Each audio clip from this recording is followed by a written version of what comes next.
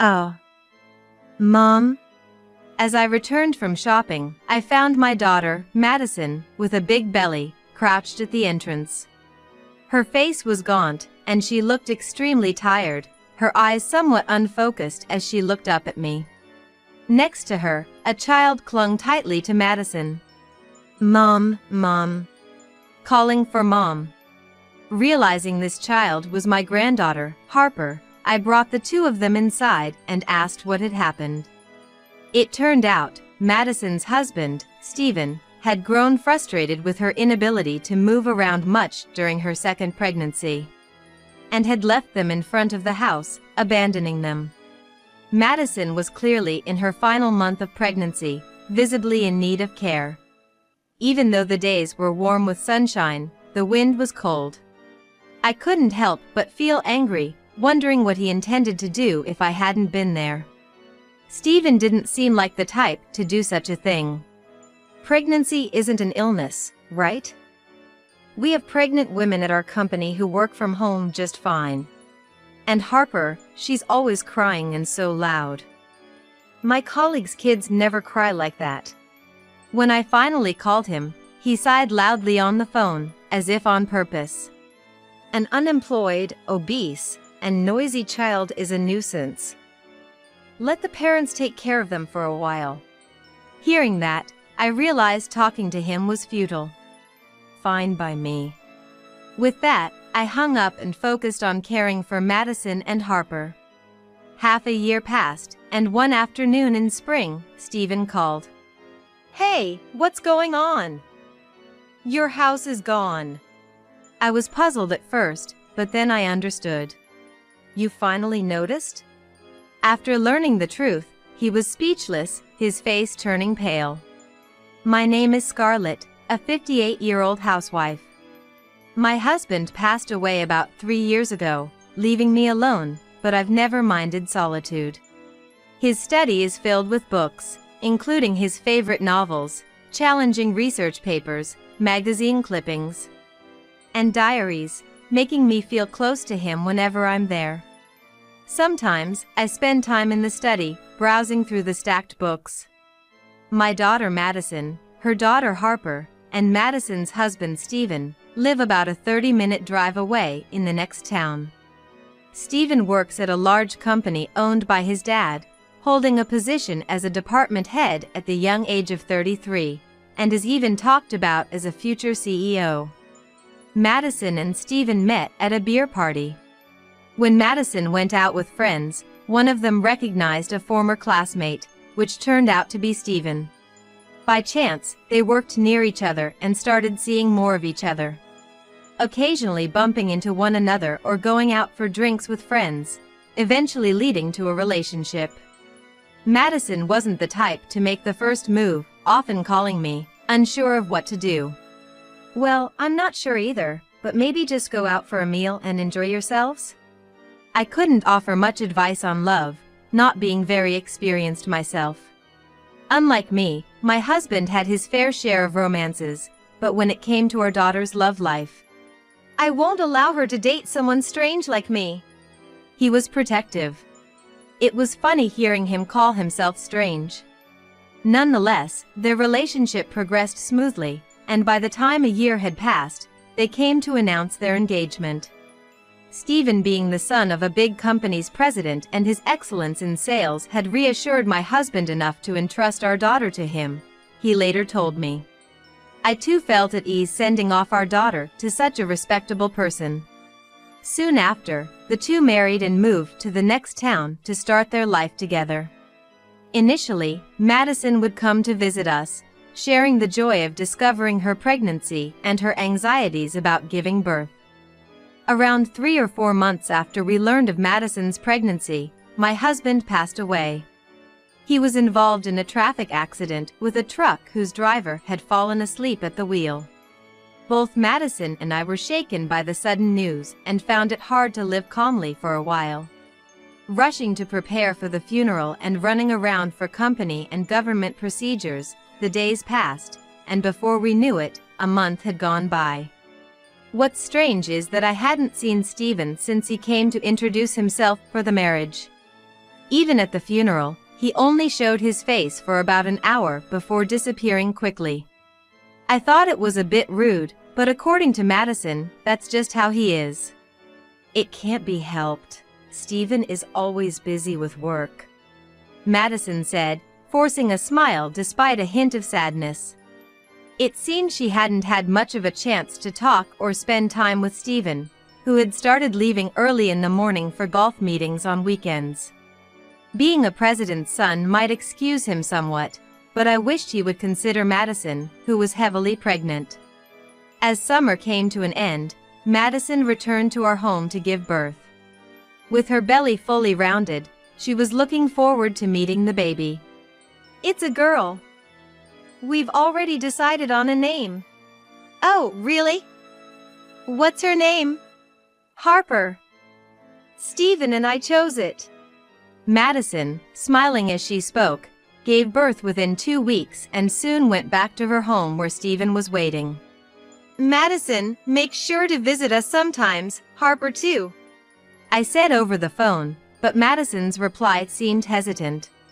Yeah, maybe, once things settle down, I'll come over. Though I felt something was off, I hoped it was just temporary. Madison was always busy with childcare and housework, and Stephen, who should have been reliable, often came home late or not until the morning. Even if he's the president's son, is his job really that demanding? I wondered aloud while eating lunch alone. Despite several calls afterward, the responses were the same. It had been 3 years since Harper was born, but I had only seen my granddaughter once, when Madison gave birth. I wanted to support Madison and had told her so many times over the phone, but her answers remained evasive and terse. Before a long weekend, I decided to call Madison once more. Hello, Madison? How have you been? I was thinking of visiting you and Harper soon. I knew too much interference wasn't good. Talking with close friends in the neighborhood, I learned that it's become less common to let grandparents see their grandchildren, and too much persistence could upset them, possibly leading to never being allowed to see them again. Madison was my own daughter, but I feared this call might lead to rejection, and I might have to give up. With these thoughts, I waited for Madison's response. Mom? I'm not feeling well lately and don't want to see anyone. Please, don't call for a while. Are you okay? If you're not feeling well, I'm even more worried. Should I bring over some food? I don't need it. Can we stop this? I'm going to hang up.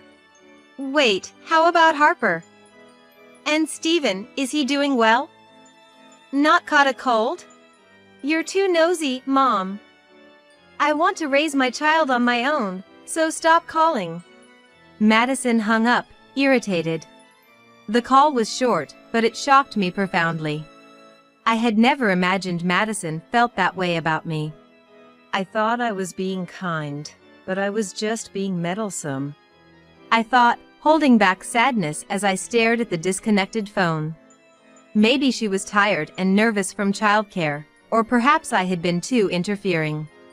Considering various reasons, I admitted there might have been fault on my side and decided to refrain from calling.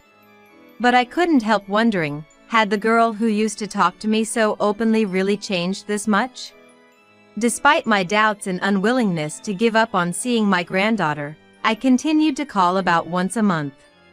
But each time, I was met with a cold attitude and was not allowed to see Harper. Hey, are you feeling okay? My questions were often left unanswered, and sometimes the call would be disconnected right away. Hoping to at least get a sense of how things were, I decided to call Stephen. He was my daughter's husband, after all, and I thought he might know something about Madison's and Harper's situation. Stephen never answered the phone right away, but late one night, he returned my call and said, Madison? Oh yes, she's fine. She's doing a great job looking after Harper. You don't need to worry.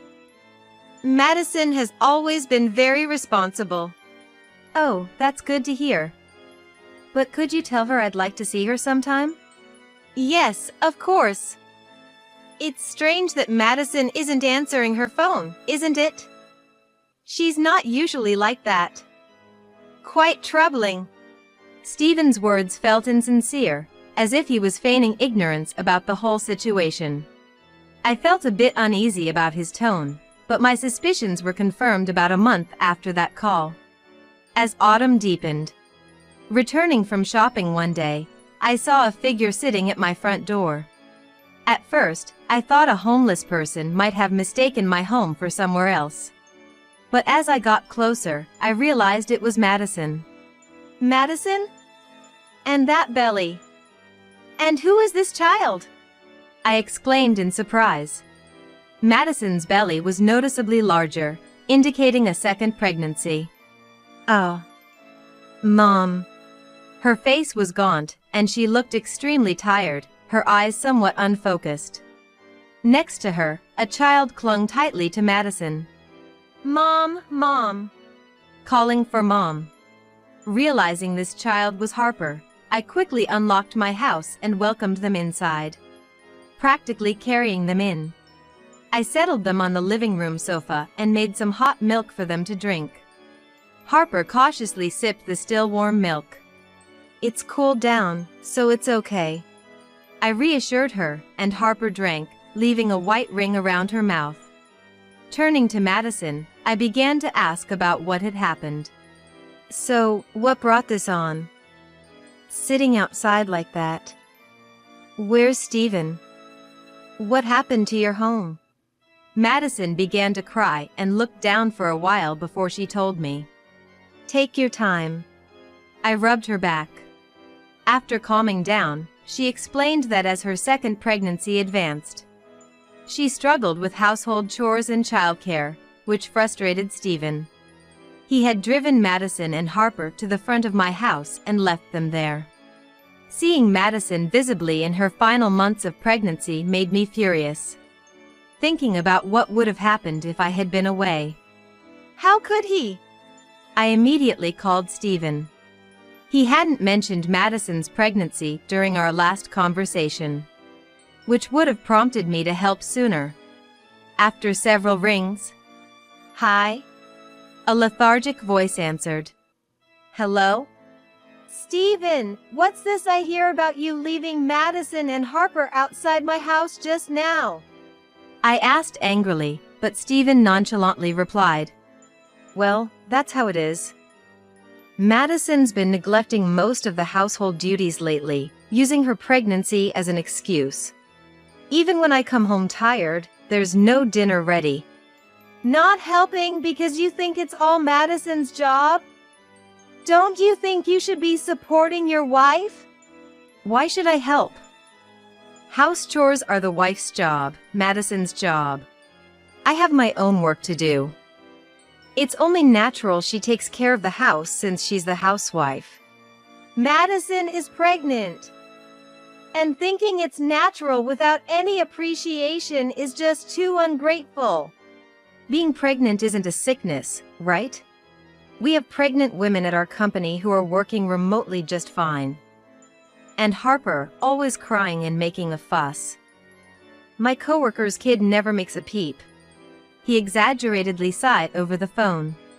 Unfit due to obesity and noisy kids are a nuisance. Let the parents take care of them for a while. The moment I heard that, I realized talking further was pointless. Fine by me, I said, hanging up, but Stephen's mocking laughter lingered in my ear just before the call ended. I managed to suppress my anger and frustration, focusing on what needed to be done. What needed to be done was taking care of Madison and Harper. Harper's clothes were stained, with food and juice spills turning into spots. Her hair also seemed to smell, so first, I decided to give Harper a bath. The spare clothes in the carry case were slightly dirty as well. We'll have to go shopping for clothes with Grandma tomorrow. 3-year-old Harper is talkative, chatting non-stop about her favorite foods, picture books, and characters from the kids' shows she's currently obsessed with. Madison, on the other hand, seemed exhausted from being overworked by Stephen, barely able to move from the couch. I hurriedly prepared sheets, making up a bed in an empty room upstairs for Madison to rest. Her skin was rough, and her hair was in disarray, presenting a pitiable sight. "Call me anytime if you need anything. I'll take care of Harper, so you just focus on resting, okay?" Madison nodded and quickly fell asleep, seeming relieved. The following 1 to 2 weeks were spent nursing Madison back to health and taking care of Harper. However, spending time with my granddaughter, whom I had not been able to see until now, was very fulfilling and not at all burdensome. It was hard for me to be strict when Harper would beg, "Buy it, please." It was hard for me to be strict with that voice. Eventually, as she began to recover, she started to open up about her past.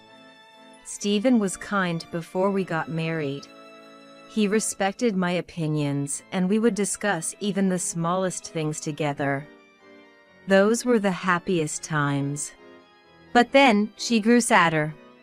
"As soon as we got married, it was like he became a different person, issuing orders.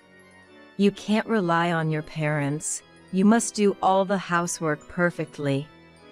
I just took it all in. However, she was allowed to return to her parents' house when Harper was born. In hindsight, it felt like brainwashing, being dominated. There was even a time he said I wasn't allowed to rely on you, Mom. "So, was that why you hung up quickly when I called?" "Yes. Calls with you were forbidden too, so I had to hang up quickly. I'm really sorry." At night, after Harper had fallen asleep, we talked over ginger tea, and I felt an indescribable mix of anger and sorrow. Stephen, who had come to ask for her hand in marriage, never seemed capable of such actions. Yet, here he was, causing Madison such pain and even bad-mouthing her as an inconvenience. What's more, there was suspicion of him having an affair. I smelled perfume on him. He's not the type to wear it, especially not a woman's fragrance. When doing laundry, I noticed his shirts had a sweet scent. Really? Doubtful, but recalling his late returns and early morning arrivals, it seemed plausible. "Madison, you've been through so much. You've done well to manage on your own." Considering how she juggled household chores and childcare while realizing her husband's infidelity, I couldn't help but express my admiration. No matter the defiance, she is my only daughter and family. Madison cried softly. The gentle autumn weather continued, dry but refreshingly cool compared to summer. Madison's due date was approaching soon. I did everything to pamper Madison and Harper, aiming for their emotional and physical recovery. About half a year passed, and it was spring. While I was preparing lunch, my mobile phone unexpectedly rang, so I stopped to answer it. The caller was Stephen. "Yes, this is Scarlett." "Hey, what's going on? Your house is gone." I was puzzled for a moment, but then quickly understood. "Finally noticed, have you?" I said with a half smile. Stephen had come to pick up Madison, Harper, and the newborn, only to find the house gone, turned into an empty lot with a for sale sign posted. The move and the house demolition had been completed last month. And Stephen must have just arrived, smugly, only to realize for the first time that nothing was there, and panic called me. "We moved. You've left the family to fend for themselves for half a year, leaving Madison, Harper, and the baby, all three, in my care, haven't you?" "Yeah. I came to pick them up now." "Where are you?" "Came to pick them up, you say?" "Unfortunately, we've moved to a secure apartment, so telling you would be pointless. I'm not considering returning them to you." "Don't joke with me. I told my parents I'd bring Harper and the baby over. Give me back the kids, at least." His way of talking about the kids as if they were objects disgusted me. "That's a promise you made on your own. We have nothing to do with it, so we won't comply." I'm busy here, so if you don't mind. Just then, the baby started crying. Perhaps Stephen heard the cry over the phone. He muttered softly, "Oh." But I hung up without paying him any mind and rushed to change the baby's diaper. In the next room, I could tell Madison was on the phone. "Yes, hello, what?" There was a bit of arguing, then Harper came out of the room looking like she might cry. "Mom is angry." She came to me, frightened. "It's okay. It'll be over soon." And I hugged her. And so, after about 10 minutes, the noise stopped and Madison came out. It was Stephen. He was demanding the address of the apartment we're now living in, but I flatly refused.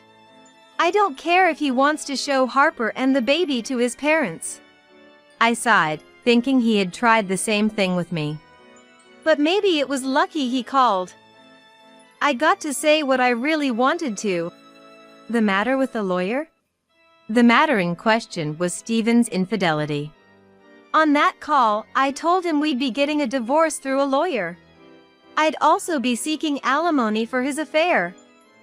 I just sent proof of your affair to your dad, and he was speechless. Over the past 6 months, Madison and I had hired a detective to investigate Stephen's infidelity, and the results confirmed he had been unfaithful. With 2 young children in such a challenging time, Madison couldn't stay silent about this betrayal.